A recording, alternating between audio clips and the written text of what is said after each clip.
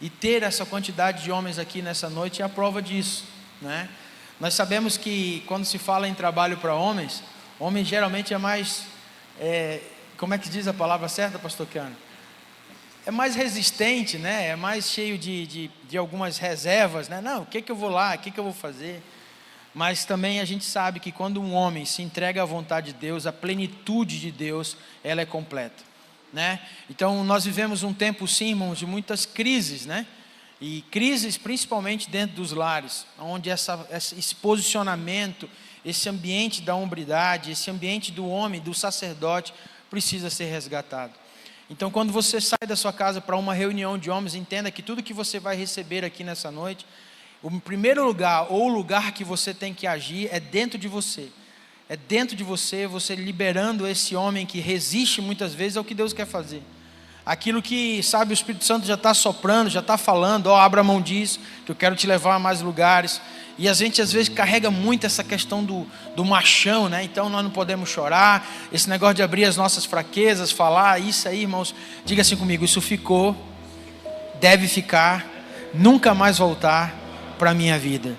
Sabe, irmãos, uma das coisas que a gente tem aprendido cada vez mais, é que quanto mais você constrói cercas, mais difícil fica de ter ajuda.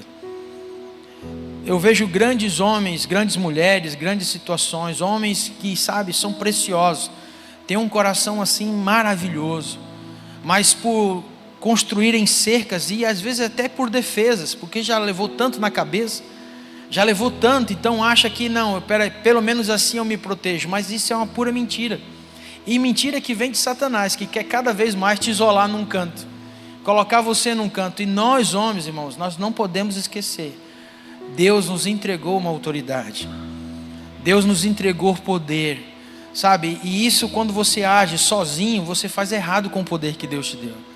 E essa autoridade, ela nasce no coração de Deus, passa por Jesus e é entregue a nós.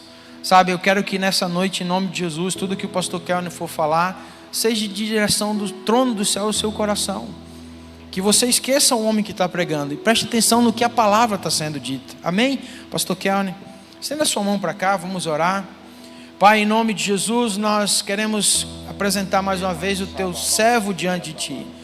Ó Deus, ele está aqui conosco, mas o Senhor já tinha esse dia determinado. Então, Senhor, que haja o mover que o Senhor determinou para ser. Pai, que nós venhamos sair daqui impactados, não pela vida deste homem, mas pelo testemunho, pelo poder que nele opera através de Cristo Jesus. Então nós abençoamos a sua casa, abençoamos, Pai amado, o ministério que o Senhor tem dado a ele, a igreja que está sob os seus cuidados. Deus, é um privilégio para nós receber o teu filho nessa noite, em nome de Jesus. Você pode dar uma salva de palmas para o Senhor?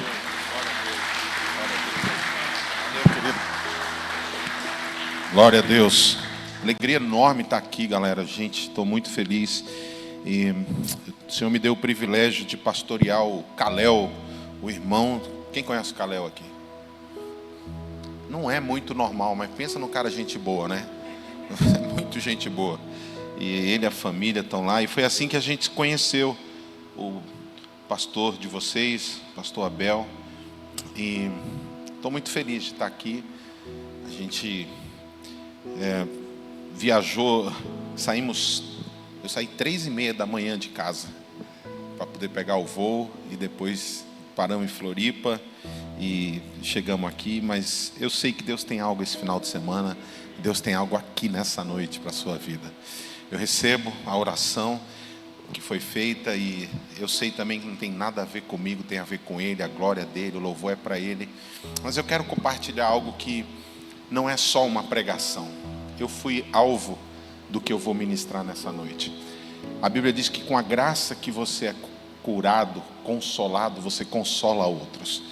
E eu também, quando prego, eu sempre creio muito, como eu digo, porque não tem nada a ver comigo, porque se tivesse a ver comigo não funcionaria, mas porque eu sei que a palavra é dele, ela tem poder. E enquanto a palavra está sendo pregada, milagres podem estar acontecendo. O próprio Senhor Jesus disse assim para os discípulos em João capítulo 15: vocês estão limpos pela palavra que eu vos tenho pregado. Então, enquanto a gente está ouvindo a palavra está limpando a gente. Então, hoje é uma noite de faxina para os homens, amém? Eu quero falar sobre quebrando o espírito de orfandade. Eu sei que essa é uma casa, porque assim o pastor de vocês me informou, uma casa de fundamentos, uma casa de doutrinas, uma casa de ensino da palavra, uma casa que fala sobre questões bíblicas, que traz cura para o coração do homem. E eu quero começar lendo Gênesis capítulo 3, de 8 a 10, que diz: quando ouviram a voz do Senhor Deus, que andava no jardim pela viração do dia, esconderam-se da presença do Senhor Deus, o homem e sua mulher, por entre as árvores do jardim. E chamou Deus ao homem e lhe perguntou: onde estás? E ele respondeu: ouvi a tua voz no jardim, porque estava nu, tive medo e me escondi. Irmãos, essa realidade que aconteceu com Adão continua acontecendo até os dias de hoje, no coração de muito homem, no seu relacionamento com o Pai. Veja que Deus tinha um hábito de toda tardinha se encontrar com Adão e Eva no jardim, mas nesse dia fatídico, eles fugiram de Deus, eles fugiram da presença. E quando eu leio esse texto, eu sempre me lembro quantas vezes eu fugi da presença de Deus. Quantas vezes eu pude buscar a presença de Deus, mas eu resolvi fazer outras coisas. Não com vocês aqui de Brusque, mas com o pessoal lá de Mirassol acontece bastante. Ou não, ou acontece. Que quantos aqui reconhecem, são homens valentes para admitir: eu sou um desses, pastor, que muitas vezes fugi da presença de Deus. A gente vê Adão aqui, e olha que coisa interessante, ele disse: eu fugi porque eu tive medo. Bom, mas ele não tinha esse medo. O que causou esse medo? Foi uma ruptura. O medo dentro de nós, ele é sempre resultado de algo que rompeu aqui dentro. Não rompeu no sentido positivo, mas que teve ruptura. Qual foi a ruptura na vida de Adão com Deus? O pecado, a desobediência. Deus tinha dito: não coma desse fruto. E você sabe, às vezes a gente se pergunta assim: mas por que Deus plantou uma árvore no meio do jardim com um fruto aparente para dizer: não é para comer desse, coma de todos os outros? E era o fruto do conhecimento do bem e do mal. O que eu acredito que Deus queria com aquele fruto era não que eles experimentassem o mal por si mesmos, mas que houvesse um momento em que Deus ia ensinar: vem cá, Adão, Eva, lembra que eu disse para não comer desse fruto? Sabe o que acontece? Os olhos se abrem, você passa a ver coisas e desperta áreas da sua vida que não precisariam. Então Deus talvez quisesse ensinar para eles o que é o mal sem que eles experimentassem o mal. Faz sentido para você? Tem muitas vezes na nossa vida a gente sofre consequências de mal que a gente experimenta por causa da desobediência que não precisava ter experimentado. Somos marcados, marcamos nossa família, marcamos nossos filhos, marcamos gerações por causa de escolhas que a gente fez. Deus faz uma pergunta retórica, é lógico, Deus sabia onde estava Adão. E ele pergunta: onde você está? Porque a pergunta, na verdade, era para que Adão respondesse a sua ausência. E você sabe, quando eu leio esse texto, eu sinto Deus perguntando para mim: você está onde, Kelner? Como se chama mesmo? Luciano. Pensa, Luciano, representando esses homens aqui, Deus perguntando para você: onde você está? Porque olha, eu nasci num berço evangélico, mas muitas vezes sentado na cadeira da igreja, eu não sabia onde eu estava. E eu ouvia Deus perguntando: onde você está? A verdade é que a desobediência, ela promove uma ruptura na nossa vida. Ela quebra vínculos. O meu vínculo com Deus cria um abismo, mas o meu foco aqui é entre pai e filho. Porque eu quero falar sobre quebrando um espírito de orfandade. Essa relação primeira de Deus com Adão, quando Deus se constata: pô, cadê meu filho? Onde você foi? Deus sabia que ele estava escondido. O que Deus queria saber, na verdade, é: por que você deixou seu coração se afastar de mim? Uma grande realidade é que todo pai e filho e pai, na verdade o filho, ele vai ser atacado em algum momento da sua história, no seu coração, com um espírito de orfandade, uma quebra do relacionamento com o pai. Porque o pai é a primeira figura que representa Deus na vida de um ser humano.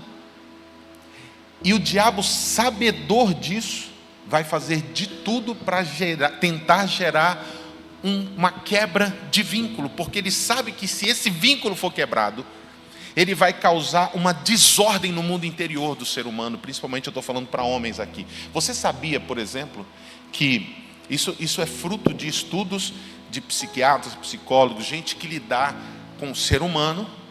E existe um estudo que eu tive acesso que diz o seguinte, que 90% aproximadamente de homens que descambaram para o vício descontrolado ou para uma sexualidade perversa, seja toda a envergadura imoral para a questão sexual, como para o homossexualismo, 90% desses homens tiveram problema com seus pais. Um outro dado que para mim fala muito é que quando uma mulher se converte, ela tem 17% de chance dos filhos irem para a igreja. Mas quando um homem se converte, a porcentagem vai para 93%. Porque a afirmação, a presença do homem, ela é tão poderosa na vida de um filho, que obviamente o diabo vai fazer de tudo para gerar essa quebra de vínculo. Porque ele sabe que se ele gerar qualquer tipo de perturbação no relacionamento pai e filho, ele vai afetar esse homem por muitos anos à frente. Isso tem marcado a minha vida, porque eu tenho visto homens perderem a sua identidade. Deixa eu mostrar para você como que o que eu estou dizendo, até a biologia e a ciência mostram. É simples, você sabe disso. Quem é que determina o sexo da criança no ventre, na gravidez, quando é gerado? É um cromossomo, certo? É o cromossomo do homem ou da mulher? É o do homem. Deus fez de tal maneira que da mesma forma que na biologia é o homem que determina o sexo da criança, também no emocional, no psicológico, no espiritual, é o homem que determina a identidade do filho. E daí o profundo ataque de Satanás contra o relacionamento de pai e filho. É tão forte que em Malaquias capítulo 4, versículos 5 e 6, o Senhor disse assim através do profeta: eu vos enviarei o profeta Elias, antes que venha o grande e terrível dia do Senhor. Olha o que ele diz: ele converterá o coração de quem? Dos pais aos filhos, e o coração dos filhos. Todos nós que estamos aqui sabemos, quer você tenha tido um pai dentro de casa ou não, em algum momento você foi afetado por essa questão da relação com seu pai. Mas deixa eu, por exemplo, me deter um pouco para quem teve o pai. Às vezes o pai foi até bom, ou não, o pai foi presente, estava lá, mas não estava presente. Muitos pais achavam que só o trabalho era o suficiente para ser um bom pai, mas nunca disse um te amo, nunca saiu com o filho, nunca abraçou o filho, nunca acompanhou o filho, nunca incentivou o filho, nunca disse palavras de afirmação para um filho. E talvez eu estou falando para homens aqui que viveram isso com seus pais. Tem algum homem que tem coragem de levantar a mão para dizer assim: eu não tive um pai que fez isso comigo? Quantos? Levanta e segura, porque aí uns vão pensando e vão levantando e a gente tem uma noção. Muitos homens, pode baixar, obrigado, queridos. Mas olha o que o texto diz em Malaquias. Ele diz: ele vai converter o coração dos pais aos filhos, dos filhos dos pais. Sabe para quê? Para que eu não venha e fira a terra com maldição. Qual é a maldição? A gente já está vendo a maldição. Qual é a maldição? A perversão, a distorção, a falta de identidade. O mundo de hoje trabalha para apagar a figura do homem dentro de casa. É ou não é, irmãos? O feminismo, que é uma onda maligna que vem desde a Revolução Francesa, que foi uma das piores tragédias para o cristianismo no mundo, tem destruído a imagem do homem dentro de casa. Eu não estou falando de política, eu estou falando de ideologia, de princípios. A Bíblia diz que Deus criou o homem a sua imagem e semelhança, e o mundo avacalha com a imagem do homem. E sabe qual é o objetivo? Destruir as seguintes gerações, porque a figura masculina é quem determina a identidade, a figura, a referência, os valores, o padrão na vida de um homem. Em João, capítulo 15, versículo 15, tem um dos versículos que eu mais amo. Quando Jesus vai falar sobre permanecer nele, ele nos diz que o desejo do coração do Pai é que a gente se torne filho amigo. Filho amigo. Olha o que diz João 15. Quem está com a Bíblia aberta aí pode levantar e falar em alta voz. João 15, 15. O que diz lá? João 15, 15. Quem pode? Pode ser eu? Já não vos chamo servo, porque o servo não sabe o que faz o seu senhor. Mas tenho-vos chamado amigos, porque tudo quando ouvi de meu Pai vos tenho dado a conhecer. O propósito de Deus sempre foi, como pai, que a gente crescesse numa maturidade para se tornar amigo dele. Eu não quero ser um filho que Deus tenha que perguntar para mim: cadê você, Kelma? Quando ele tinha toda a expectativa. Mas, infelizmente, nós fomos marcados por aquilo que os nossos pais não tiveram sabedoria. Mas deixa eu te dizer uma verdade: o problema nem é sempre o pai, porque pais não são perfeitos. O problema é que o espírito maligno chama-se orfandade. Então ele não ataca no pai, ele ataca no filho. E todo mundo aqui é filho ou já foi filho? E se você foi filho, eu posso te afirmar, você foi atacado. E mesmo que você diga: pastor, mas o meu pai foi caba top, fera, bom demais, me atendeu em tudo. É o que eu estou dizendo. O ataque vem no coração do filho. Eu posso provar isso com a parábola que Jesus contou em Lucas capítulo 15, a partir do versículo 11, que todo mundo conhece como a parábola do filho pródigo. Que para mim, é porque o nome foi dado por homens, né? Não é inspirado por Deus o tema que está lá. Para mim é a parábola do pai que ama. Porque quando você vai contar a história, você vai ver o pai entre o filho mais novo, o pai entre o filho mais velho. E eu queria ler esse texto, se você puder acompanhar comigo. Lucas 15, a partir do versículo 11. Quem gosta de anotar, eu até incentivo, porque eu creio que Deus vai dar algumas respostas hoje, nessa noite, para o coração de vocês. A partir do versículo 11, Jesus conta: e disse: um certo homem tinha 2 filhos. O mais moço deles disse ao pai: pai, dá-me a parte dos bens que me pertencem. E ele repartiu por eles a fazenda. E poucos dias depois, o filho mais novo, ajuntando tudo, partiu para uma terra longínqua. E ali desperdiçou os seus bens, vivendo dissolutamente. E havendo ele gastado tudo, houve naquela terra uma grande fome, e começou a padecer necessidades. E chegou-se a um dos cidadãos daquela terra, o qual o mandou para os seus campos a apacentar porcos. E desejava encher o seu estômago com as bolotas que os porcos comiam, e ninguém lhe dava nada. E tornando em si, disse: quantos jornaleiros de meu pai têm abundância de pão, e eu aqui estou morrendo de fome? Levantar-me-ei, irei ter com meu pai, e dir-lhe-ei: pai, pequei contra o céu e perante ti. Já não sou digno de ser chamado teu filho, faze-me como um dos teus jornaleiros. E levantando-se, foi para o seu pai. E quando ainda estava longe, viu o seu pai, se moveu de íntima compaixão, e correndo lançou-se-lhe ao pescoço e o beijou. E o filho disse: pai, pequei contra o céu e perante ti, já não sou digno de ser chamado teu filho. Mas o pai disse aos seus servos: trazei depressa a melhor roupa e vestilho, e ponde-lhe um anel na mão e alparcas nos pés, e trazei o bezerro cevado e matai-o, e comamos e alegremo-nos, porque este meu filho estava morto e reviveu, tinha se perdido e foi achado. E começaram a alegrar-se. E aí o filho mais velho estava no campo, e quando veio, chegou perto da casa, ouviu música, danças, e chamando um dos servos, perguntou-lhes: que era aquilo? E ele disse: é que veio teu irmão, e teu pai matou o bezerro cevado, porque recebeu são e salvo. Mas ele se indignou e não queria entrar. E saindo o pai estava com ele. Mas respondendo ele, disse ao pai: eis que te sirvo há tantos anos, sem nunca transgredir o teu mandamento, nunca me deste um cabrito para alegrar-me com os meus amigos. Vindo, porém, este teu filho, que desperdiçou os teus bens com as meretrizes, mataste-lhe o bezerro cevado. E ele lhe disse: filho, tu sempre estás comigo, e todas as minhas coisas são tuas.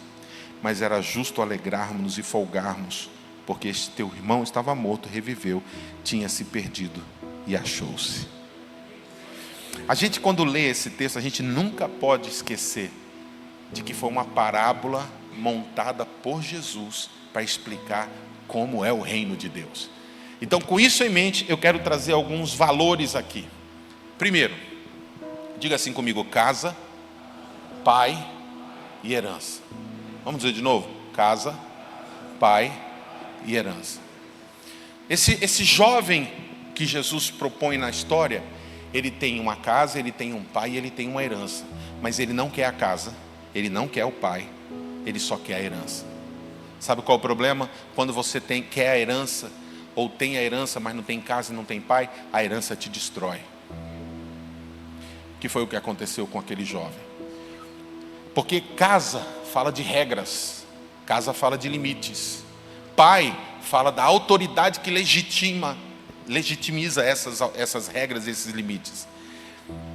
E essas regras e limites, elas são para nos proteger e para nos fazer crescer. Quando você renuncia, você se expõe à destruição. Porque quando é que um filho tem direito à herança? Quando o pai? E o que o filho está dizendo para o pai quando diz: me dá a minha parte? Para mim você não vale nada. Para mim você morreu. E aí eu quero mostrar com os comportamentos do filho mais novo e os comportamentos do filho mais velho, que os dois foram atacados por um espírito de orfandade. E quantos concordam que a figura do pai aqui é uma figura de um pai bom? Não é? Jesus coloca na parábola uma figura de um pai bom. Porém, os dois filhos têm problemas no coração. E aí eu vi que muitos homens levantaram as mãos quando se referiu à questão com pais. Mas a partir desse momento, eu queria que você permitisse que o Espírito Santo usasse essa palavra para talvez te mostrar um espelho. Porque se você se ver em alguma desses comportamentos, atitudes, é possível que você tenha desenvolvido um coração órfão e nunca percebeu. É possível que algumas coisas na sua vida nunca romperam como deveriam romper, porque você nunca percebeu que você foi atacado por um espírito de orfandade e viveu debaixo dessa opressão por muitos anos. Então vamos ver algumas características para a gente se identificar. Eu não estou aqui acusando, mas eu estou aqui trazendo a palavra de Deus. E lembra? Ela nos limpa. E ela vai nos limpar nessa noite. Número 1, no filho mais novo. No versículo 12, o que ele disse lá? Dá-me a parte dos bens que me pertencem. Sabe que tipo de atitude é essa? Egocêntrico. O que é isso? É o cara que só consegue ver ele mesmo. Ele fala assim: me dá. Ele não está nem aí para o que os outros sentem, ele não está nem para o que os outros pensam. Ele é o centro dele mesmo. Ele é a referência principal dele mesmo. Ele só pensa no seu umbigo, nas suas necessidades. Ele muitas vezes é um cara que só se importa em se dar bem, não está nem aí para todo o resto. Só quer se beneficiar em tudo, quer ter vantagem em tudo. Tem a tendência de se sentir o centro do universo. Tudo gira em torno dele. E é por isso que não consegue ser tratável, moldável.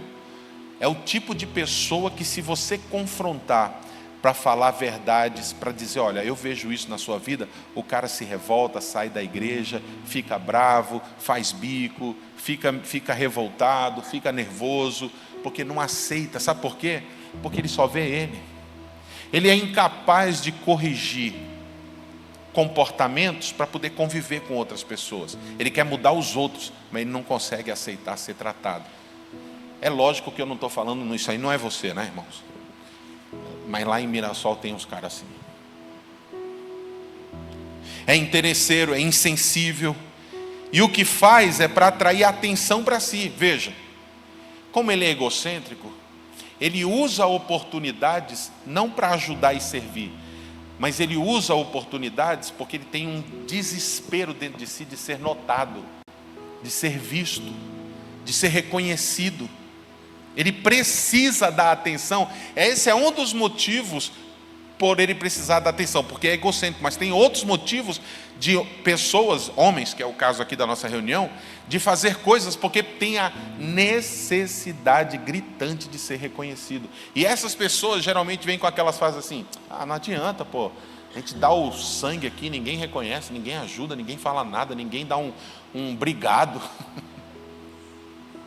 É lógico que dar obrigado é bom e é educado, mas eu não preciso de um obrigado, porque eu faço para Ele, quando o meu coração é curado.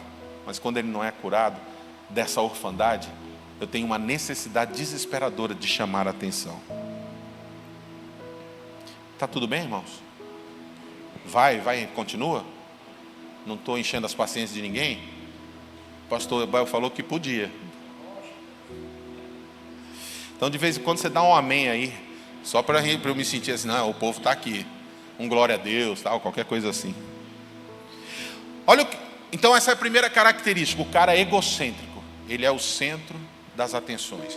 E quando ele não é o centro das atenções, ele se revolta ou se deprime. Mas em segundo lugar, no versículo 13, diz assim, o filho mais novo: disse não, ele fez, ajuntando tudo. Sabe o que significa isso? É isolacionismo. Uma pessoa que tem um coração marcado por orfandade, ele não quer ficar em comunhão. Ou no meio da comunhão, ele disfarça. Geralmente é o cara que você não conhece no secreto, no individual. Ele é um cara no meio do povo, mas ele é outro. Sabe por quê? Porque ele é essa pessoa que ele não consegue ficar no meio. Ele se divide, ele se isola, ele busca as coisas para ele mesmo. Porque o texto diz, ele juntou tudo e partiu. Ele poderia receber a herança e fazer uma casa na fazenda do pai. Ele podia receber a herança e buscar uma esposa, construir uma família, fazer um galpão, fazer o que ele quisesse, sem precisar renunciar à casa e o pai. O problema dele é que ele queria a herança para vazar, ele não aguentava ficar na casa do pai. Isso fala de pessoas que não conseguem viver em comunhão. São pessoas isoladas. Sabe o que a Bíblia diz sobre isso? Provérbios 18:1. Que os que se isolam buscam seus próprios interesses e insurgem-se contra a verdadeira sabedoria. Ou seja, só faz bobeira, só faz tonteira. Nesse texto, eu sei que eu estou vigiando o meu tempo aqui, eu não vou abusar da sua boa vontade, mas eu tenho uma história dos recabitas. Quem aqui já ouviu falar da história dos recabitas? Jeremias capítulo 35. Um dia, Deus falou assim para Jeremias: Jeremias, vai lá nos filhos de Recabe e fala para eles irem lá no templo e beberem do vinho da propiciação, o vinho que está sobre a mesa. E Jeremias acordou de madrugada, chamou os filhos, levou lá. Aí os filhos de Recabe falaram assim: eu não vou tomar desse vinho, nós não vamos tomar desse vinho. E Jeremias falou: mas foi Deus que mandou. Ele falou assim: desde os dias do nosso pai Jonadab. Eu fui pesquisar, Jonadab foi um antepassado que viveu 300 anos atrás, na época do rei Acabe, onde tudo em Israel era contaminado, as plantações, era tudo para Baal. E esse Jonadab reuniu a família e falou assim: seguinte, nós não vamos comer do fruto da vide, que é a uva, nós não vamos fazer vinho, nós não vamos beber, nós não vamos morar em casas de tijolo, porque isso aqui está tudo contaminado. E aí, desde desse Jonadab até os filhos de Recabe, que é descendente de Jonadab, em torno de 300 anos, eles nunca mais beberam vinho. Jeremias volta para o Senhor e Deus fala assim com Jeremias. Fala tudo no capítulo 35 de Jeremias. Fala assim: eu falo com Judá e Judá não me obedece, mas os recabitas obedecem o seu pai. E porque eles obedeceram seu pai, nunca faltará um homem de Recabe que esteja na minha presença. Sabe o que é isso? Deus honra relacionamentos restaurados de pai e filho. Isso traz bênção, que é totalmente diferente do coração marcado pela orfandade. Ele não vive em família, ele não vive em comunhão, ele não presta contas para ninguém. Eu sei que não acontece isso aqui em Brusque, quando o pastor descobre que o cara tomou as decisões, fez um monte de coisa e não teve o coração de buscar orientação, dizer: pastor, o senhor não pode orar comigo, porque eu tenho uma decisão para tomar, porque aqui todo homem faz isso, né? Graças a Deus. Mas tem lugar que não, irmãos, porque tem gente que não suporta prestar contas da sua vida, e essa é marca de um coração órfão. Terceiro, ele fugiu, ele partiu. Terceira marca de um coração órfão é gente que não tem raiz. Hoje, esse ano, na nossa igreja, o tema é plantados. E tem uma frase que é o subtema, que é o seguinte: eu achei que eu estava sendo enterrado, mas na verdade eu estava sendo plantado. Eu achava que eu estava sendo enterrado, tanta pancada que eu tomei na vida, mas na verdade Deus estava usando as pancadas não para me enterrar, mas para me plantar, porque eu vou dar muito fruto. Profetiza aí para você, irmão, fala assim: você não está sendo enterrado, você está sendo plantado. Agora olha que coisa interessante, um dos textos base para o nosso tema, que é plantado, é Salmo 92, 13, que diz assim: plantados na casa do Senhor, florescerão nos átrios. Olha isso, plantados na casa do Senhor, florescerão nos átrios do Senhor. Não é isso que dá o texto lá, ó? Plantados na casa do Senhor, florescerão. Sabe o que é o átrio? O átrio é um pátio externo em Jerusalém. Eu não sei se eu te falei isso, mas também não fico falando. A minha mãe é uma judia, cidadã israelense que morou em Israel. Então a nossa família é uma família, esse nome berrar esquisito que a gente tem é essa ascendência aí. Esse nome estranho. Os átrios eram um pátio externo para as nações. Então o povo de Israel, com os levitas e sacerdotes, entravam no santo e os sacerdotes no santíssimo lugar. O povo de Israel podia ficar mais perto, mas os átrios lá fora, no pátio, era para os gentios de outras nações. O que o texto diz? Quem está plantado na casa do Senhor vai florescer nas nações. As nações vão saber das tuas raízes. Mas um coração órfão não consegue criar raiz. Foge de tudo. Muda de emprego todo ano. Não consegue parar numa casa. Não para em igreja. Não para com até não para com a mulher. Não para com nada. Tem uns caras que a gente atende que eu fico de cara, porque ele chega contando: pastor, você não sabe a bênção que Deus me deu, um emprego, um salário, uma posição. 2 semanas depois: não dá não, pastor, aquilo lá era fria. Mas e o salário? E a posição? E tudo que era bom? E aí a gente descobre, coração órfão, não consegue ser plantado, não consegue permanecer, não consegue ficar, não consegue se estabelecer. Agora deixa eu dizer uma verdade. Às vezes não é ficar num lugar geográfico, às vezes não é ficar na igreja, às vezes não é ficar, às vezes é um ficar emocional. Vou explicar. O cara não consegue manter uma ideia. Ele toma uma decisão hoje, amanhã ele está com outra ideia. Ele é volúvel, uma hora ele está bem, outra hora ele está mal. Sabe o que Tiago 1,8 diz? Não ache tal homem que vai alcançar coisa alguma do Senhor. Homem inconstante em todos os seus caminhos. Isso é típico de coração órfão. Não consegue permanecer. Pega João capítulo 15, quando eu li para vocês que o versículo 15, Jesus disse assim: eu já não chamo de servo, chamo de amigo. Mas sabe qual é o que precede isso? Permanecer em mim, permanecer na minha palavra, permanecer em mim, permanecer em mim, permanecer em mim. Permanecer é fruto de identidade. Só permanece quem sabe quem é. Só sabe quem é curado desse espírito de orfandade. Porque tua primeira referência é o teu pai. Deus colocou teu pai e você fala assim: é porque você não conheceu meu pai. Eu sei, por exemplo, pais nunca são perfeitos. Nunca serão. Teu pai é perfeito? Pode falar aqui na frente, pode falar. Teu pai é perfeito? Falou meio com medo aí. Mas você não pode falar que o cara é maior que você. Você tem que agora. Pais nunca serão perfeitos. Eu vou fazer uma pausa aqui rapidamente para contar meu testemunho. Eu não podia falar disso sem dar um nó na garganta e um nó no meu peito. Porque com 5 anos de idade, morando em Recife, de onde eu sou, meu pai um dia chegou correndo. Eu estava brincando, a gente morava num apartamento, num prédio.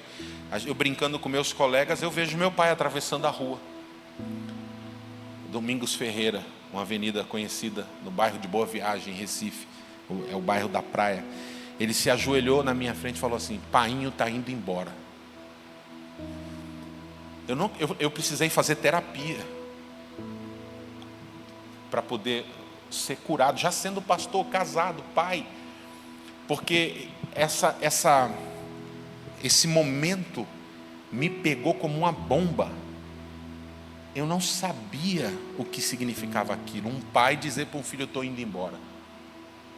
E o meu pai teve um relacionamento muito truncado com minha mãe, foi mais fora do que dentro. Eu cresci sem pai. Isso ficou aprofundado dentro de mim e eu não sabia disso, pastor Abel. Até o dia que eu assumi a igreja em 2007, lá em Tanabi, a sede. Meu sogro começou, 1 ano e meio depois, ele já me chamou para transicionar. Em 2007 eu assumi a igreja. E quando eu assumi a igreja, um monte de questões relacionadas à minha orfandade vieram à tona. Agora deixa eu te dizer uma coisa. Tem coisas que Deus permite você fazer, mesmo que não é da vontade dele, só para trazer o push que está dentro de você. E eu, numa madrugada, convicto, porque eu estava de joelho orando, eu senti que Deus queria que eu mudasse de cobertura espiritual. Porque o pastor que cobria o meu sogro, agora ia me cobrir. E eu entendi, eu acreditei que Deus estava falando comigo, que era para eu mudar de cobertura. Um pastor que foi meu pastor em Recife, tá, beleza? Eu fui lá conversar com o pastor, marquei, sentei com ele. Falei assim: pastor Samuel, então, todo órfão tem essa conversa assim: deu o meu tempo, Deus tem uma nova estação. Obrigado por tudo que o senhor fez. Rapaz, aquele homem, ele é desse tamanho assim, o bicho ficou bravo. Ele começou a falar com força, babava na barba dele. E ele disse uma frase para mim assim: você é órfão. O problema não está... Aí ele disse assim: o problema não está nas pessoas, nos pais, o problema está em você. Porque a tua vida inteira você esteve atrás de um pai. Rapaz, quando ele falou essa frase, eu congelei. Ele continuou gritando. Sabe essa cena de filme que para tudo, você congela, tudo fica meio desfocado e você fica no centro? Eu fiquei assim. Eu vi a voz dele baixando, ele continuava falando, minha mulher olhando para mim, a esposa dele olhando também, e ele falando, subindo na mesa, e você não pode. Ele ligou para o meu sogro na hora: como é que você deixa o cara fazer isso? Mas eu, naquele momento, passou um filme na minha vida. O quanto eu era órfão. E eu não sabia. Quando eu voltei, ele disse assim: você está liberado? Está tudo certo? Eu falei: não. Eu venho de militar, né? Eu sou um tenente da reserva do exército, na área de engenharia. Eu sei o que é submissão. Eu sempre fui órfão, mas eu sempre soube o que é submissão. E eu disse para ele assim: não. Se você não vai me liberar, é porque isso não é de Deus. E se não é de Deus, eu vou permanecer. Aconteça o que acontecer, a partir de hoje, você é meu pai. E eu assumi ele como um pai. Isso vai fazer 20 anos que aconteceu. E nunca mais eu fui o mesmo. Porque a orfandade é um espírito que ataca o coração do filho. E você precisa um dia tomar uma decisão. Paulo uma vez disse assim: vocês não têm muitos pais, mas eu vos gerei no Espírito. Deus te deu uma chance de ter uma referência de Deus quando Ele te deu o teu pai, mas muitas vezes isso falhou. E sabe o que acontece quando você vem para a igreja? Você tem uma outra chance de ter isso curado no seu coração. Porque Deus coloca homens como o pastor Abel à frente de uma igreja para ser como um pai. E não tem a ver com idade. Você pode ser mais velho, mais novo, porque a autoridade não tem a ver com idade, tem a ver com chamado. Obrigado, pastor Abel. Tá tudo bem, irmãos? Eu tenho que terminar às 9, certo? Então, posso continuar mostrando as evidências? Estou quase no fim. Sabe por que um filho órfão não consegue permanecer? Ele foge? Porque ele não consegue se sentir amado. O cara chega na igreja, ele é recebido, ele é cuidado, orientado, mas ele muitas vezes tem um coração doente, e basta ele ver alguém recebendo uma atenção, que ele fala assim, é isso aí, ó. E o problema não é porque o outro recebeu atenção, é porque ele não consegue se sentir amado. Você pode fazer o que você quiser por um cara doente de orfandade, ele nunca vai conseguir se sentir amado, porque o problema não está nos outros, está no coração dele. Ele foi marcado por uma seta inflamada, quer o pai tenha sido bom ou não, quer você tenha conhecido seu pai ou não. Ele não consegue ficar porque ele não dá valor na casa do pai. Ora, se ele não consegue se sentir amado, como é que ele vai valorizar a casa? E ele não consegue ficar porque toda hora se compara. Se compara com o irmão que foi abençoado, se compara com o outro que comprou um carro novo, se compara com o outro que ascendeu para o ministério, que foi ordenado, que assumiu um grupo, que assumiu um ministério. Aí o cara pensa, ele ri, faz assim, ainda fala assim, que bênção, mas dentro dele ele fala assim, eu estou há mais tempo que ele aqui e não foi para mim, porque o pastor tem seus escolhidos, a igreja tem uma máfia, e o pastor Abel é o grão-mestre da máfia. O cara pensa essas coisas dentro do coração dele, porque ele não consegue se alegrar com a bênção do outro, porque dentro dele tem uma enfermidade que se chama orfandade. Ainda tem mais duas características do filho mais novo. Ele é inconsequente. Sabe o que ele fez com a herança? Que o pai juntou a vida inteira? Gastou tudo. Gente, às vezes a gente tenta ajudar homens em Mirassol. Aqui não acontece isso. Eu estou profetizando.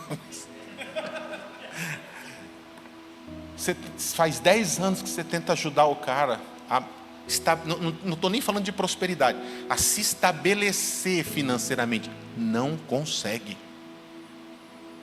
Não vai. Sabe por quê?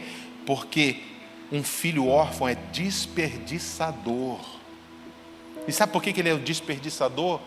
Porque há uma desordem interior.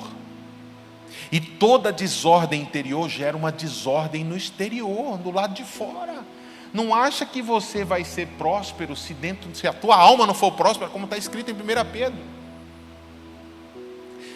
É inconsequente, só pensa no agora, não tem planejamento, não tem uma atitude responsável com o seu próprio futuro, gasta tudo que tem, é desperdiçador. Recursos na mão de filho órfão não sustenta, não tem freio, não tem limites.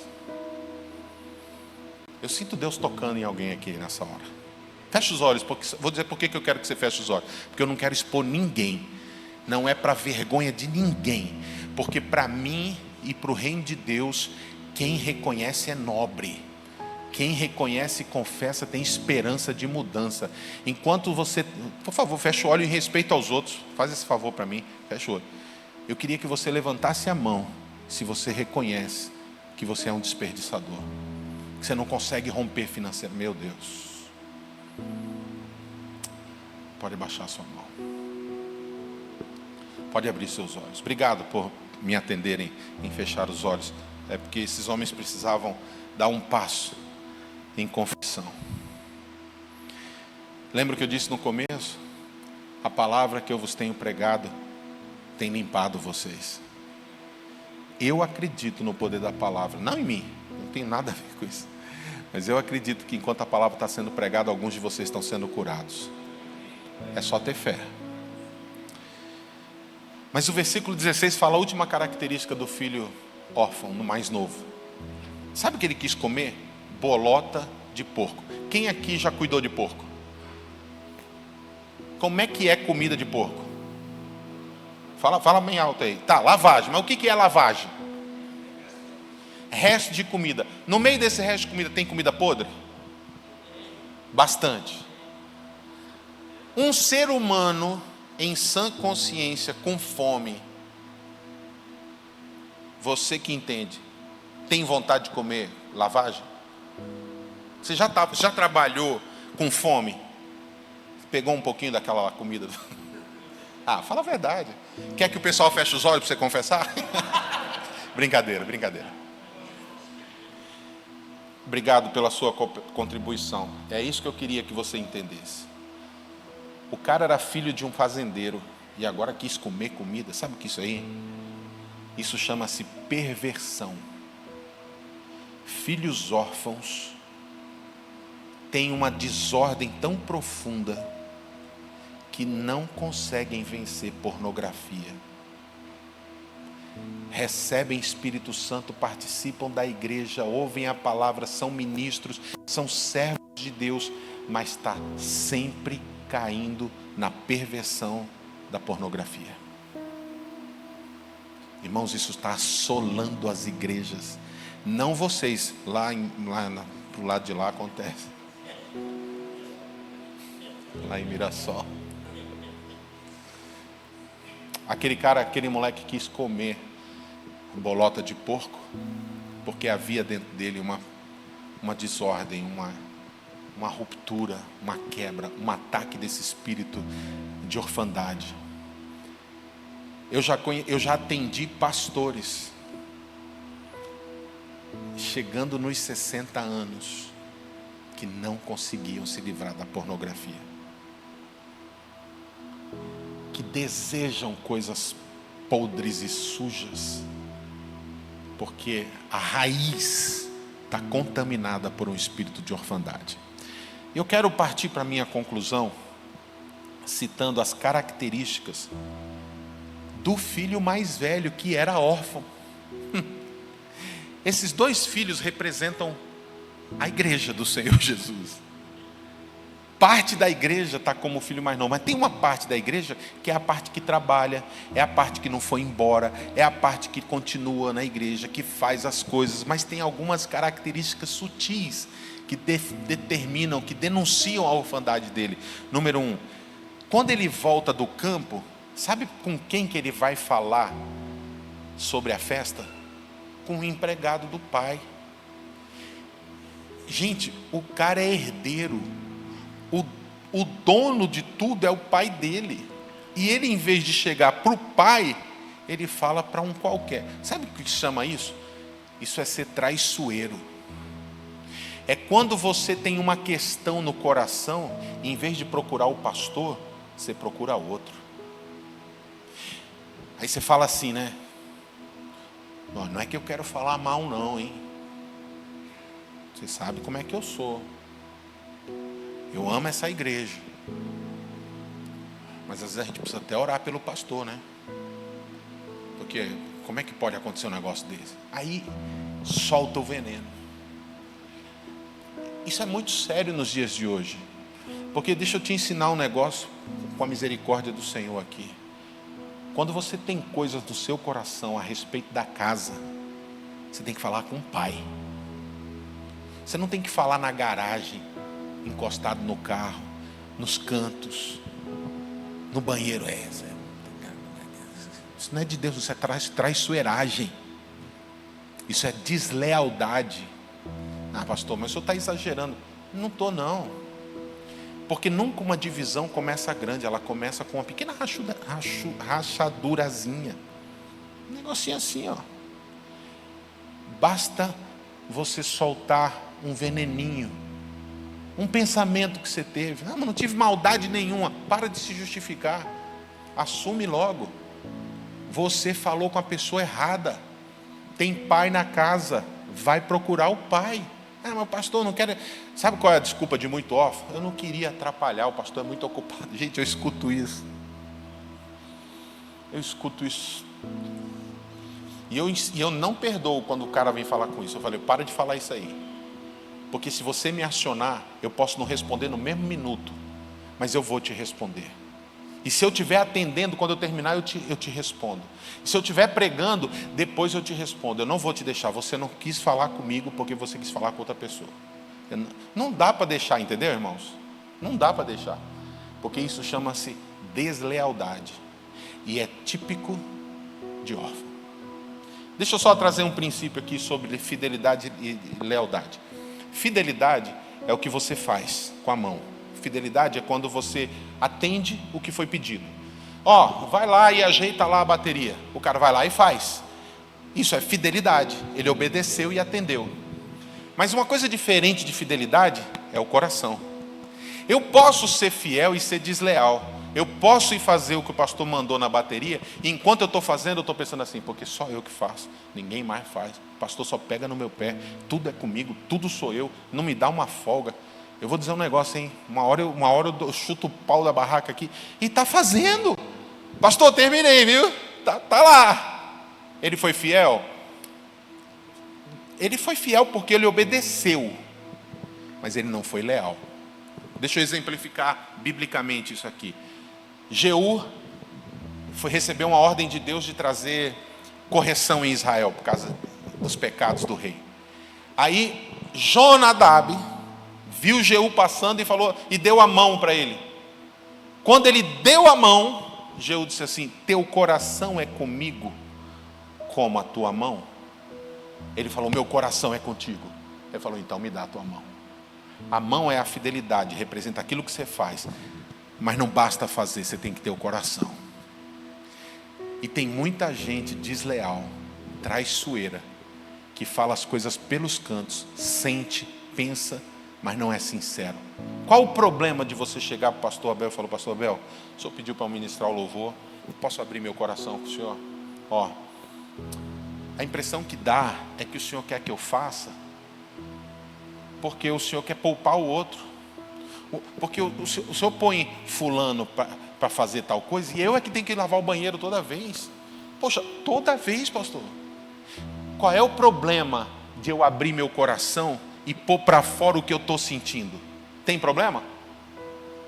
Se eu fizer para ele, não. O problema é quando eu faço para os outros, nas costas dele.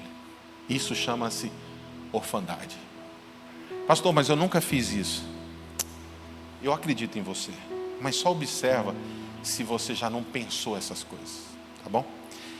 Segundo, eu estou falando do filho mais velho. Primeiro foi essa traiçoeiragem. Segundo, ele se indignou.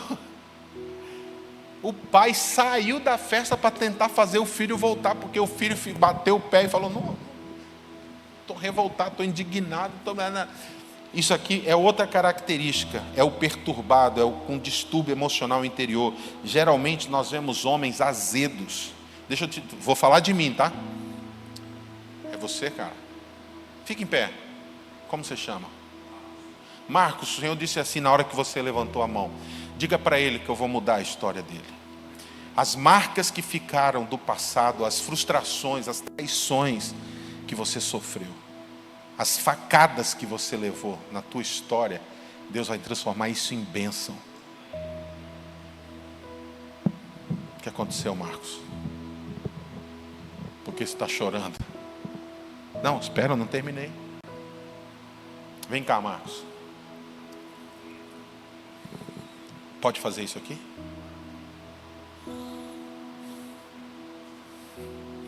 Deus está dizendo para você assim: eu vi a tua dor. Eu nunca deixei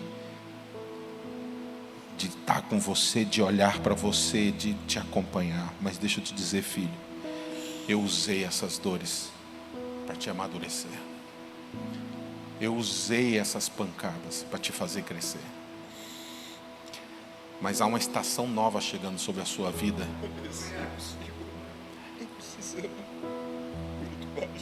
E é esse ano. Você entrou nesse ano pedindo a Deus: Senhor, faz esse ano ser diferente para mim. E o Senhor disse: eu ouvi e eu vou fazer. E começou agora.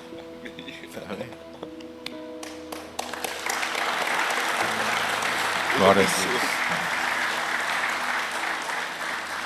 Deus está aqui, irmãos.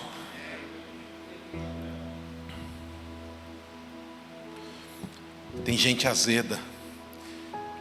Tem homens que não conseguem ser legais com a esposa, com os filhos. Tudo é na brutalidade, tudo é na grosseria, com os pais. Às vezes não tem coragem de fazer com o pai. Se bem que os pais de hoje é meio banana, né? Perdão, irmãos, não quis dizer isso. É que não é aqui, é em Mirassol. Porque tem pai, cara, que o moleque grita. Vocês usam o termo moleque de boa aqui? Porque em São Paulo, tudo bem? Para falar, não estou sendo chulo com a palavra. Tem pai que o moleque grita na cara dele. Faz assim, ó. Vira o olho. Meu, eu sou de outra geração. E o pai não faz nada.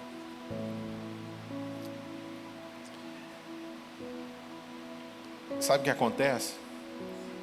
A gente viveu uma geração de pais brutos, de pais grosseiros, de pais que sentavam a mão mesmo, que gerou filhos inseguros, marcados, porque foi um extremo. Aí essa geração que foi marcada pelos pais brutos, são moles, mas aí que geram filhos distorcidos na sua identidade, no seu caráter. Nenhum nem outro. O pai corrige o filho que ama. Pai foi levantado para corrigir filho. E filho, pastor, mas a gente corrige até 5 anos de idade. O quê? Pode ter 17 e ser maior que eu. Me dá o celular. Você vai ficar. Rapaz, eu fui criado pela minha mãe, como eu já disse para vocês. Minha mãe é paraibana. Pensa numa bicha brava. E minha mãe me enfrentava, porque eu, com 13 anos eu já era desse tamanho. Magro, já era grandão. Minha mãe vinha com cabo de vassoura para cima de mim. E eu dou graças a Deus por ela ter me enfrentado. Porque a estultice pertence à criança. Mas a vara da correção vai ensinar. E tem muito pai mole que está gerando filho órfão, que é nervosinho, indignado, levanta o nariz, topetudo, e nunca é tratado, e vira homem, e casa, e de repente trata filho, trata mulher, trata as pessoas com azedume, igual esse filho mais velho aqui. Isso é reflexo de um veneno chamado orfandade. Um outro é, estou acabando, irmãos, melindroso. Você sabe o que é melindroso, né? Quem sabe o que é melindroso? Melindroso é aquele cara que faz bico. Não, vamos confessar aqui. Confessa que tem esperança. Eu quero saber. Eu quero ver se tem homem aqui coragem para assumir. Pastor, eu sou bicudo. Deixa eu ver.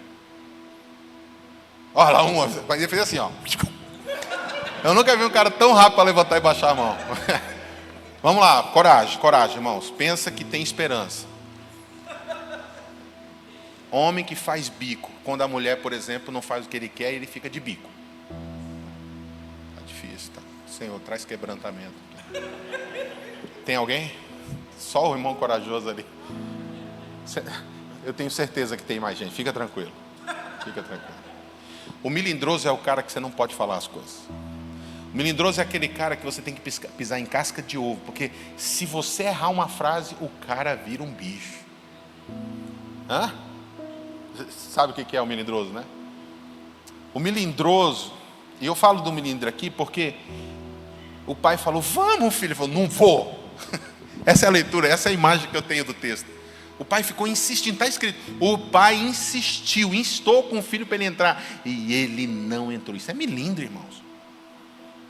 Melindre, em termos vulgares, é frescura de homem que não sabe ser homem. Que quando precisa dizer assim, vai lá, por que eu? Por que não o outro? Isso é melindre. Por que você não vai na igreja hoje? Não vou. Mas por quê? O pastor... Isso é melindre, irmãos.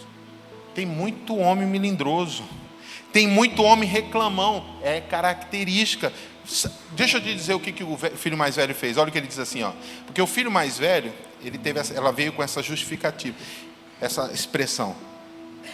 O reclamão é aquele que sempre se acha injustiçado. Ele é o incompreendido dos olhos dele mesmo. Ele tem sempre aquelas frases assim: o que eu faço não conta, nunca matei, nunca roubei, não fumo, não bebo, mas eu sou o pior, todo mundo pega no meu pé. Ele é o injustiçado. Eu gosto de ver tênis profissional. Tem um tenista australiano que chama Kyrgios. O bicho chato. Todo jogo dele ele reclama com o juiz, reclama com a torcida. Ele foi bater um saque, aí ele parou o saque, está conversando, aí ninguém pode falar nada. Ninguém falou com o cara. Vocês conhecem o cara? Não. Kyrgios. Cara chato, rapaz. É o reclamão. É porque ele se sente sempre. Aí ele vai bater o saque, o juiz não deu razão para ele, com razão, e ele fica assim. Ele chegou a dizer em jogos assim: o que adianta jogar? Porque se sente o tempo todo injustiçado. Está sempre esperando reconhecimento quando acontece algo que não lhe agrada. Bom, essas são as características. Eu sei que foi um pouco longo, mas eu quero encerrar. Essas são as características de pessoas órfãs. E por que Deus me deu essas características? Porque quando eu fui curado, naquele dia, na sala do meu pastor, quando eu vi minha vida num filme, Deus começou a me mostrar os detalhes da minha orfandade. Kelner, você era azedo. Você era reclamão. Você era um cara cheio de milindres. Ninguém podia falar as coisas para você. E aí eu fui escrevendo, né? Porque você escreve com aquela sensação de um dia eu vou ensinar isso para alguém para tentar aliviar de você mesmo, né? Que doeu. Com o espírito que a gente é consolado, a gente consola outras pessoas. E a graça de Deus nessa noite para curar órfãos. E eu quero te dar a chance de você quebrar esse espírito na tua vida nessa noite. Como? Para mim, o altar é o lugar. O altar do filho mais novo foi o pai. Que o texto deixa, Jesus faz questão de dizer, de longe ele viu o filho mais novo. Sabe por que ele viu de longe? Porque o pai não deixou de sair da porteira até ver o filho voltar. Para mim, essa foi a resposta de Gênesis, quando Deus disse: Adão, cadê você? Jesus conta a parábola do filho pródigo dizendo: o pai ficou esperando Adão voltar. E Deus está esperando você voltar. Então eu não vou me demorar. Se você acha que você é órfão, pelo que você ouviu, você precisa sair do seu lugar e vir aqui para o altar, que a gente quer orar por você. Pode vir.